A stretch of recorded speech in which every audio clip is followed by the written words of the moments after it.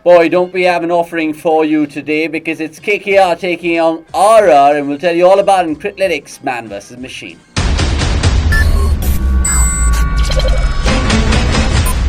Yeah, now this is a matchup for all you IPL fans out there, which is tight to call, considering the current scheme of things as well sees these two in the bottom half of the IPL. They need points, and now the order of the day, of course, is Owen Morgan's men taking on Sanju Samson's men, who's of course not been in good form so far. We have Mark Butcher to dissect the preview with us right now, and it's been shambles for both these teams. Just a quick word before we get into the nitty gritties.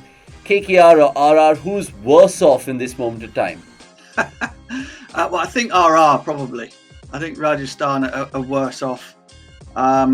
They seem to be a bit dispirited. I know, your plans get thrown out the window when players get injured, especially players like Stokes and Archer. Livingstone's gone back now for bubble fatigue. And so their options are getting limited. But Kolkata Knight Riders haven't had things their own way either. I think they've got a few issues with form in a few players, not least the captain, who of course uses up an overseas player spot, but hasn't really done anything with the bat. So both teams have their issues. I think KKR are more likely to be able to solve them than RR, however. Okay, because Criclytics has KKR to win the match. We'll get into the predictions and whatnot with you, of course, but if you were, say, a motivational speaker, and I'm sure you are somewhere in England doing these things and offering these sort of TED Talks, if you had to be in the RR's dressing room right now, what would you be telling the boys in the sense to pick their spirits up or whatever that you have to advise them? What is a key thing you think you need to tell them mentally to get going? Well, look, I don't think you have to look too far for inspiration, really. In the dressing room there, you'd be saying, listen, India, the national team, went to Australia.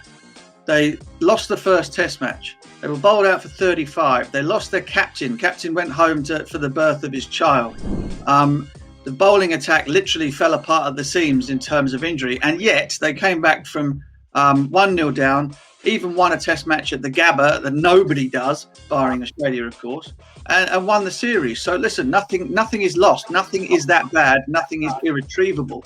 And those are the things that I'd be accentuating to Rajasthan Royals. They still have some fine players. It's going to be tough, but you have to ask for an extra 25% from everybody in the squad. You get that, you get results.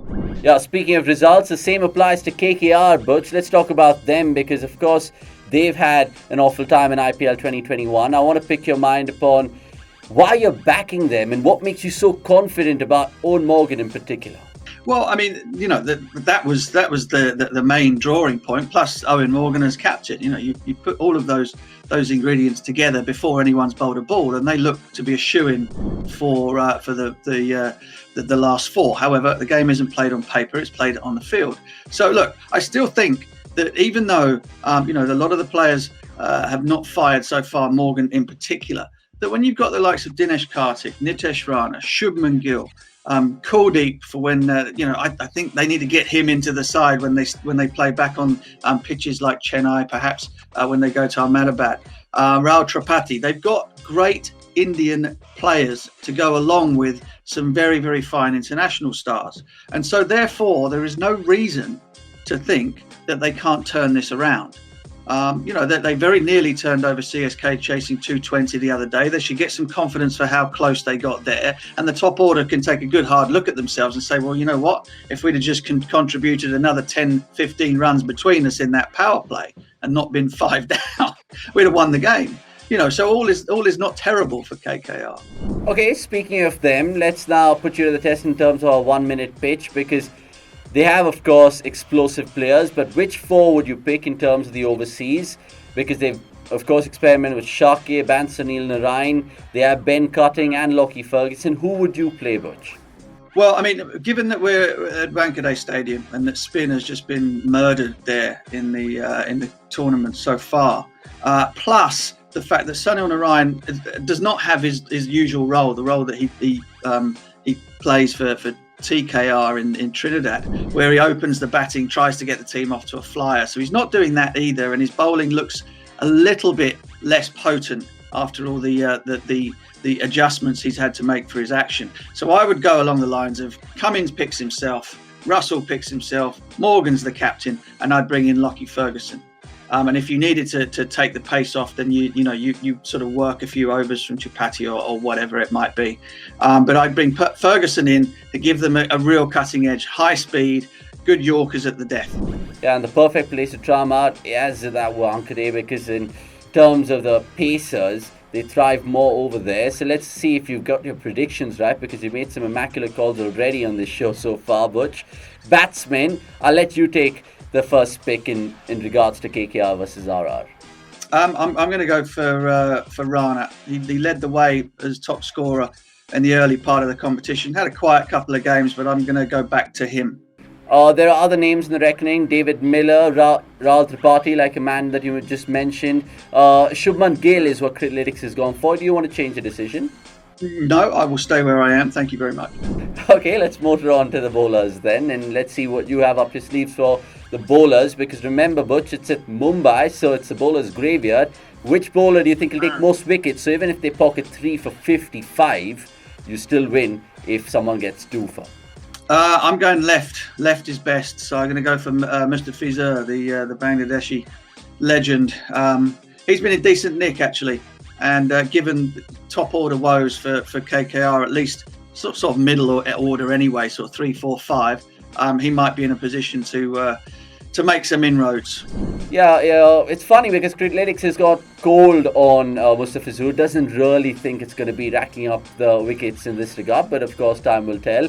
It reckons Pat Cummins, which is really strange, but he went for none for 58, but he had a better batting performance. Are you like, I don't know, just scratching your head about how Criclytics has called that one?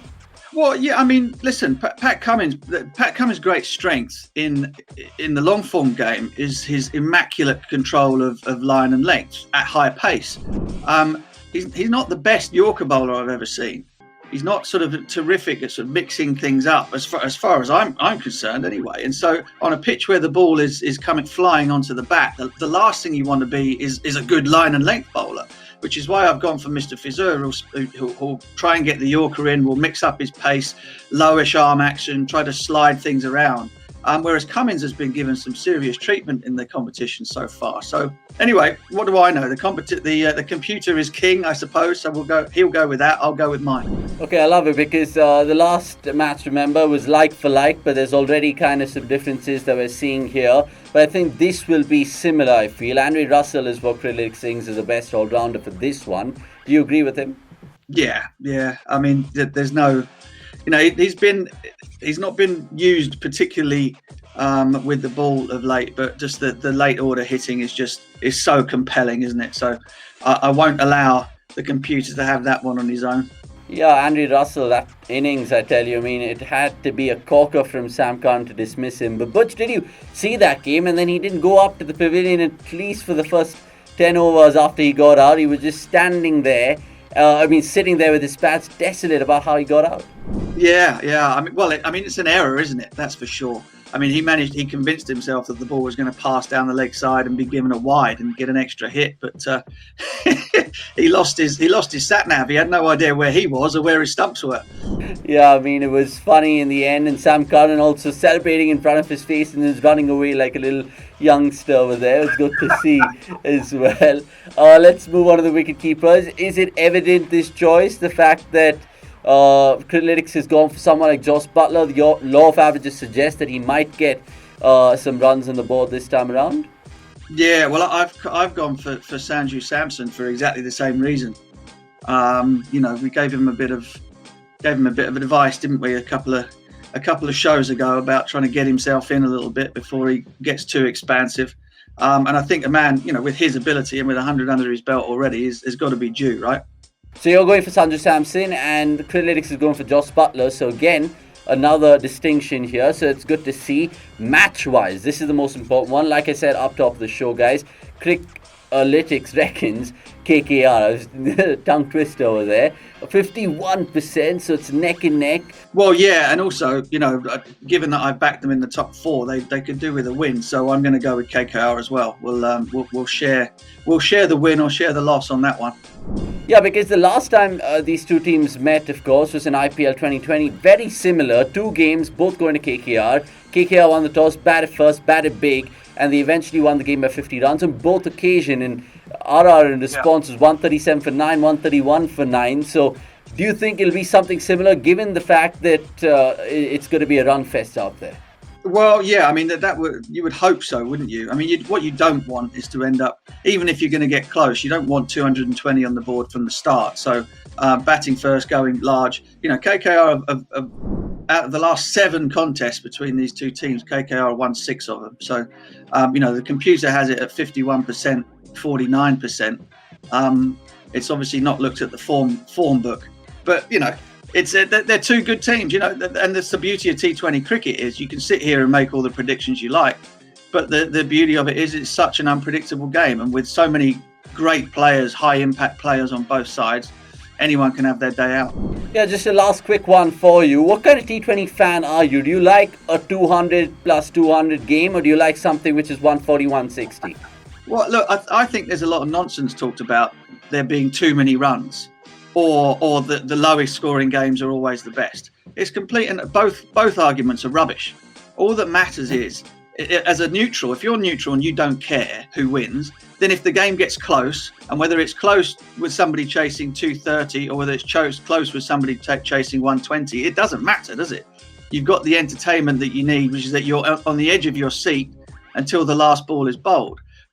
I've seen games where one team gets 220, the other gets bowled out for 130, no contest. I've seen other low scoring games where a team makes 125 and the opposition win it by 10 wickets. So that the amount of runs doesn't matter. It's just how tight the contest is that is the most important thing. Yeah, fair points those. And let's of course now just tell our viewers to subscribe to cricket.com. Butch, you do it this time instead of me doing it. Cricket fans, listen up and listen good. I shall say this only once. Subscribe to cricket.com. Get your fantasy league picks in and keep watching the show, because there's plenty more where this came from. Cheers, Butch. We love it, and we of course urge you to subscribe like what Mark Butcher said. We'll let that be. Thanks for watching. It's goodbye from us.